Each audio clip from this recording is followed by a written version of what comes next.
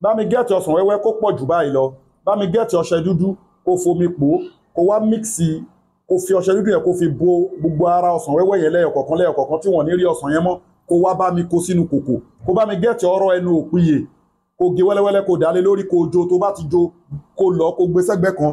Wàá bá mi gẹ́ẹ̀tì ìyèré támọ̀ sí black pepper, wàá bá mi gẹ́ẹ̀tì kànáfùrù, wàá gẹ́ẹ̀tì atare yẹn, wàá bó atare yẹn, wàá fẹ́ fùlùfùlù ẹ̀ dànù.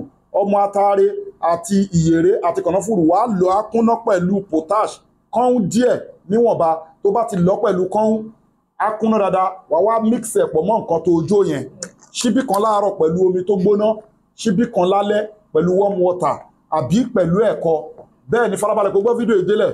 Síwájú kó tó ṣiṣẹ́ kó dẹ̀ fi ránṣẹ́, síwájú kó tó ṣiṣẹ́ àbí tó bá ṣiṣẹ́ ìtọ́ni kó bá lágbára fi sákàǹtì àwọn aláìní, àkáǹtì nọ́mbà ní fáwọn aláìní 2044237680 First Bank of Nigeria, àkáǹtì nọ́mbà fáwọn aláìní 2044237680 Global Dahiratu Dhikrlahi Islamic Organization First Bank of Nigeria. Fún gbogbo ike nínú ìpèníjà both natural and spiritual problem, ẹ contact Sheikh Afagba International Limited lórí +234 810 913 1425. Ẹ WhatsApp wa fún ike nínú ìpèníjà lórí +234 810 913 1425. A wà ní Ìbẹ̀jú Lẹ́kì Lagos. Gbogbo ìwọ tó ń bẹ lọ́wọ́n ọba fún ọmọ, contact wa lóbìnrin, ó ti wà ẹlòmíì 20 years ló wà tó ti ń sáré láti fẹ́ dolóyún láyé, tó dẹ̀ ń gbìyànjú lọ́spítù, tó ń gbìyànjú pẹ̀lágbo, àmọ́ tí ò róyún ní, wọ́n máa ń gbé nǹkan sínú wúńbù obìnrin, wọ́n ń jókòó sínú ovary obìnrin, ẹlòmíì ní PID pelvic inflammatory disease, ẹlòmíì ní miscarriage, too much of miscarriage, fibroid, cyst,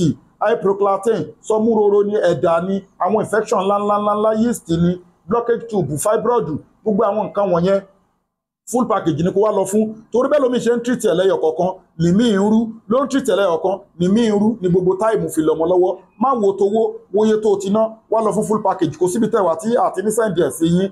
The same thing ọkùnrin tó yẹ pé ó ní weak erection, low sperm count, quick ejaculation, kò lè gbéná wọlé mọ́ lọ́dọ̀ ìyàwó ẹ̀, kò lè perform dáadáa mọ́, performance yẹn ti poor, premature ejaculation, kò sí semen nínú àtọ̀ ẹ̀ mọ́, àtọ̀ ẹ̀ ti lẹ, gbogbo àwọn nǹkan bẹ́ẹ̀ yẹn ó ti rí àwọn vein nínú nǹkan ọmọkùnrin, àbí wọ́n mu àbí wọ́n sísè everything ní evil word. Gbìyànjú kó contact wa. Abẹ́ni tó ń forí kókó aláǹtakùn, tó ń jẹun lójú oorun, tó ní ìbálòpọ̀ ojú oorun, táyé ń bá fà á, tó wà ń lo òyìnbó bí aláìsí, tó ń rí ìjákulẹ̀, tó ń má mú bọ́, èpè ìdílé, ègún ìdílé, gbogbo ẹ̀ ń rọ̀lú, kò láṣeyọrí lórí nǹkan ẹyọ̀kan látàárọ̀ dalẹ́ rí, àlákàlà ni ìrànyè oúnjẹ ojú oorun ni, gbogbo àwọn orú nǹkan bẹ́ẹ̀ ẹ contact wa lórí +234 810 913 1425.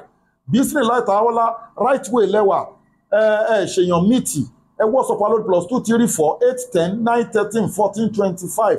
Ètò àdúrà wà tá a fi kojú kéèsì yín fún yín, ètò sàárà wà tá a fi bẹ lọ́hùn fún yín, ètò àwẹ̀ wà tá a fi bẹ lọ́hùn fún yín, àwọn àlálẹ́pà ọ̀dà wà tó jẹ́ náṣọ́rà tílíkà òdúdú ńlá àwàmọ́ yútì ńlá wà rọ̀súlà tá a máa ṣe fún yín, tá a máa mix mọ́ package fún yín tó jẹ́ full package, special one tá a máa dìídì ṣe, tá a máa brand fún yín yàtọ̀ sáwọn brand product bí eléyìí. Ẹ wo all in one ní miracle leaves, transformer, caterpillar, bulldozer, memory booster, àwọn eléyìí special made ní brand làwọn eléyìí, made in India, packed in South Africa. Àtúnwá láwọn special tá a máa ṣe fún yín fúnra wa. So kò sí èyí tí ẹ pè wá fún nínú ìpèníjà ayé ń dàyàn láàmú ni, ó wà lórí àìsàn ọlọ́jọ́ pípẹ́, cancer, diabetics, asthma, gbogbo àwọn àwọn àìsàn yẹn ẹ contact wa. Ẹ̀kọ́ tèmi kọ́ tí wọ́n bí mi sínú ẹ̀ ni mo dẹ̀ kẹ́kọ̀ọ́ yẹn káàkiri Nàìjíríà. Iṣẹ́ tí bàbá mi ń ṣe ni ọmọ Ìlọrin ni mí, mo kẹ́kọ̀ọ́ yẹn káàkiri Africa, mo kọ́ ní Asia country, India ni wọ́n ti fún wa professor lójú ọ̀nà egbòogi àti lójú ọ̀nà spiritual yanyan, China ni wọ́n ti fún wa ní doctor lójú ọ̀nà egbòogi àti lójú ọ̀nà spiritual yanyan, àti àwọn nǹkan míì tá a ṣe